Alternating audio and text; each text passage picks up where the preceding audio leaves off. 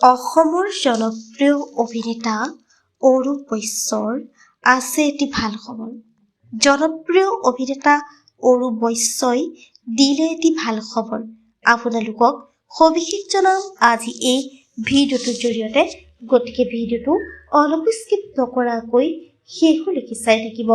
নমস্কাৰ বন্ধু বান্ধৱীসকল, আপোনালোক সকলোকে স্বাগতম জনাইছোঁ মই প্ৰতীক্ষাই SP নিউজ আছামিজৰ অন্য এটি নতুন ভিডিঅ'লৈ আপোনালোকৰ বাবে লৈ আহিছোঁ পুনৰ এটি নতুন ভিডিঅ'টো সকলোৱে আদৰি ল'ব বুলি আশা কৰিলোঁ। আহক আজি ভিডিঅ'টোৰ পৰৱৰ্তী অংশলৈ আগবাঢ়োঁ। হয়, অসমৰ জনপ্ৰিয় অভিনেতা অৰূপ বৈশ্যই দিছে অনুৰাগীসকলক এটি ভাল খবৰ। পোনপ্ৰথমে আমি আমাৰ চেনেলৰ তৰফৰ পৰা জনপ্ৰিয় অভিনেতা অৰূপ বৈশ্যলৈ যাচিলোঁ বহুত মৰম আৰু শুভকামনা।